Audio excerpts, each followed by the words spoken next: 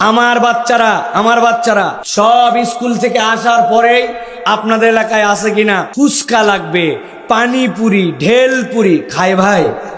বিশ্বাস করেন, একটা প্রতিবেদনে জিজ্ঞাসা করছে 3 জন লোকের কাছে গেছে যারা এরকম করে ফুচকা বানায়, এরকম করে ঢেলপুরি বানায়। এই তোমাদের ঢেলপুরির মধ্যে শেষে দিচ্ছ এটা কি? কয় এইটা হচ্ছে তেঁতুলের টক। তেঁতুলের টক ছাড়া এগুলো একটা আইটেমও মজা লাগে না, ঠিক কিনা? কিন্তু বিশ্বাস করেন, আমার কাছে ভিডিও আছে, ওদেরকে বলছে এর মধ্যে এই তেঁতুলের টক কই পালি, ও কোনো কথা বলে না। শেষে বলছে যে এটা তেঁতুলের টক না, এক ধরনের কেমিক্যাল পাওয়া যায়, ওই কেমিক্যাল কিনে আমরা ওইটা গুলালে তেঁতুলের মতো টক টক লাগে। কোথার থেকে কিনো? মিটফোর্ট থেকে কিনে।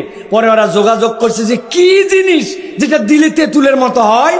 পরীক্ষা করে দেখে মানুষের কিডনির ভিতর দিয়ে আল্লাহ রাব্বুল আমিন সিস্টেম করে রেখেছেন। আমি পানি খাই, জুস খাই, তারপরে আমি যে জিনিসই খাই সবগুলা ফিল্টার হয়। ফিল্টার হওয়ার পরে আল্লাহ রাব্বুল আমিন ওটার রক্তের অংশ রক্তে পাঠায় দিয়া আপনাকে আমাকে সচল রাখেন, আর উচ্ছিষ্টটা প্রস্রাব দিয়ে বের হয়ে যায়। এটাই কিডনির ফাংশন। ওই কিডনি যদি কারো ফেল হয়ে যায় তখন তার ডায়ালাইসিস করা লাগে, জানেন তো না? কিভাবে করে? এইখানে একটা মেশিন লাগাই দেয়, ছোট্ট ফুটা করে রগের। আমাদের তো অলিন্দ 2টা, একদিক দিয়ে যায় আর একদিক দিয়ে বের হয়। 2টা এরকম কেমিক্যাল সহ লাগায়। ওই লোককে তখন বলে দেয় প্রতিদিন 200 গ্রামের বেশি পানি খাওয়া যাবে না, এই খাওয়া যাবে না, সে খাওয়া যাবে না। চার্ট দেওয়া থাকে, কেননা ডায়ালাইসিস করে তার প্রস্রাব পরিষ্কার করা লাগবে।